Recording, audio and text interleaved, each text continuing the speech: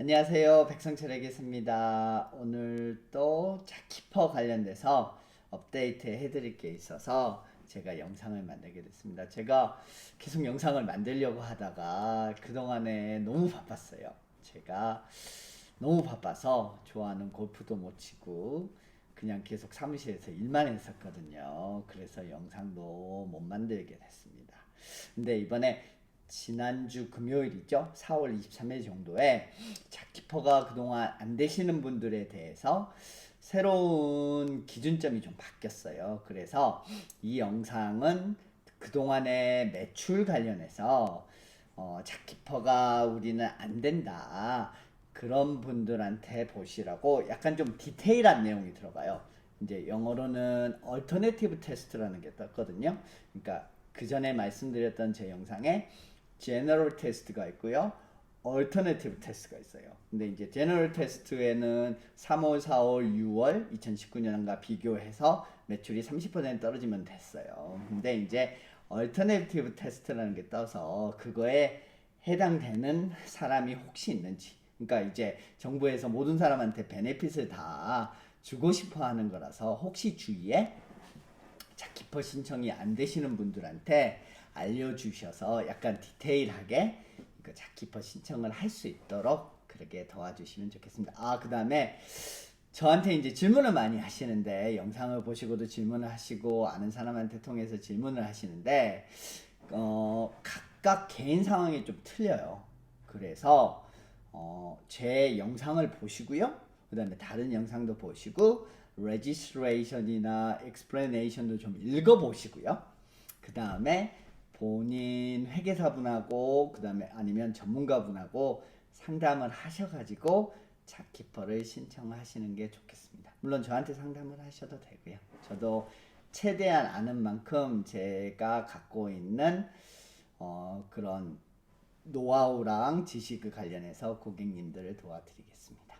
그러면 이번에 새로 뜨게 된 얼터네티브 테스트는요, 가장 큰 게 이제 뉴 비즈니스예요. 원래 작년 3, 4, 5, 6이 비교할 때가 한 게 없어요. 예를 들어서 2019년 7월 이후에 비즈니스가 크리에이트 돼가지고 그 전과 비교할 수 없잖아요. 근데 매출이 만약에 4월 달에 떨어졌어요. 왜냐면 가게를 클로즈 다운 해서 장사를 못하니까요. 이런 경우에는 어떻게 비교를 하나요?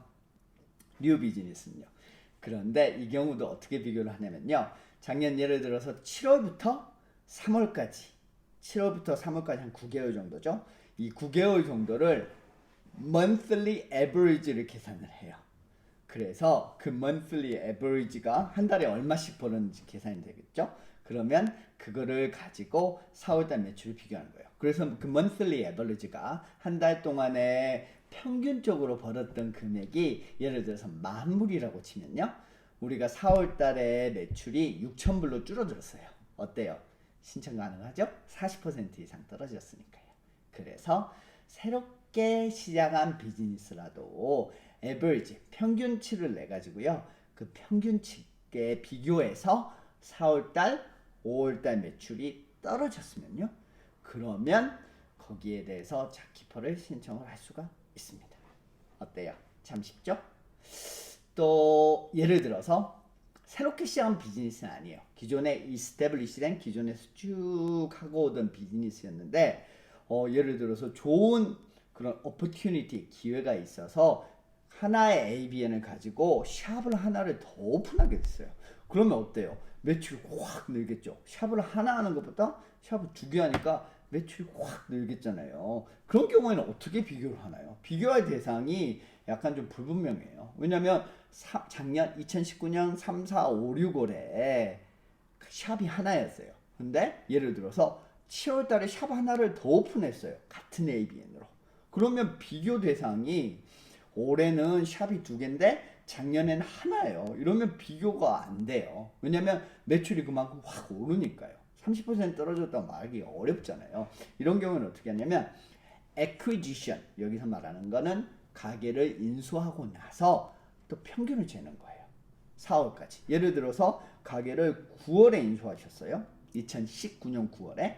그러면 2019년 9월부터 올해 3월까지의 average, 평균치의 매출을 재고요. 올해 4월에 그거보다 매출이 drop 30% more than 30%가 drop이 됐으면 reduce가 됐으면 잡키퍼를 신청할 수가 있습니다. 어때요? 이것도 쉽죠? 어카운턴트랑 상담을 해서 신청을 하십시오. 또 있어요. 이거가 제일 약간 좀 거기서 어렵고 또 희소식이 될 수 있는데요. substantial income growth 하신 분들도 신청을 할 수가 있습니다. 무슨 말이냐면요. 예를 들어서 2019년에 비즈니스를 오픈하셨는데 처음 비즈니스 할 때는 잘 모르세요. 힘들어요. 그래서 2019년에는 비즈니스가 잘 안 됐어요. 그 충분히 가능한 스토리거든요. 근데 이제 1년을 배우고 나서 2020년에 올해는 비즈니스가 엄청 폭발적으로 엄청 인크리스가 되어버렸어요. 비즈니스가 엄청 인크리스가 됐어요. 그래서 단순히 2019년이랑 비교를 했을 때는 저희가 매출이 안 떨어졌어요. 그거 당연하죠.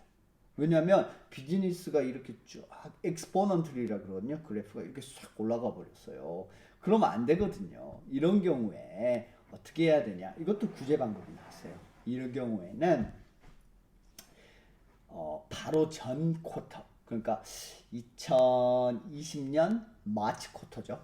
예를 들어서 2020년 4월 달에 매출이 2020년 1월부터 3월까지의 평균에 비해서 30% 이상 떨어졌다?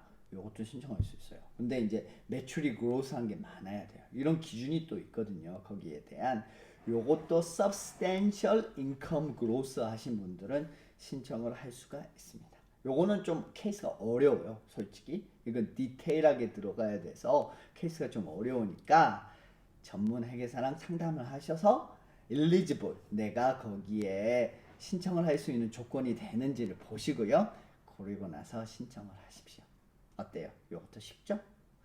그 다음에 마지막으로 sole trade나 partners of the partnership, 그 다음에 beneficiaries of the trust가 예를 들어서 이분들도 비즈니스 파티시펀트로 다 신청을 할 수가 있어요. 근데 요분들이 만약에 2019년에 불가피한 이유로 일을 못하게 됐어요. 리브를 갔거나 sick했거나 compassionate reason으로 한국에 갔다 오셔가지고 세일스가 그때 없었어요. 왜냐하면 자기가 일을 해야 돼서 세일스가 있어야 되는데 세일스가 없을 수가 있잖아요. 무슨 이유일까네. 그렇게 됐을 경우에도 자기가 그런 reason이 다 없어지고 get back to normal 한 때부터 자기가 인컴을 신고하기 전까지 거기를 average로 계산을 평균치로 계산해 가지고요. 그 평균치에 대비해서 인컴이 떨어지게 됐을 때 잡키퍼를 신청을 하실 수가 있습니다.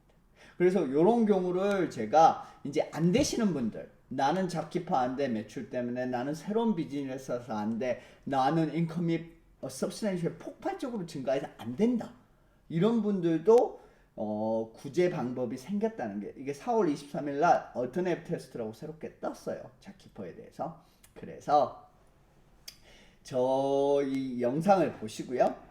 이제 어느 정도 다른 영상도 잡키퍼에 대해서 보시고요. 어느 정도 지식적으로 이제 준비를 하시고요.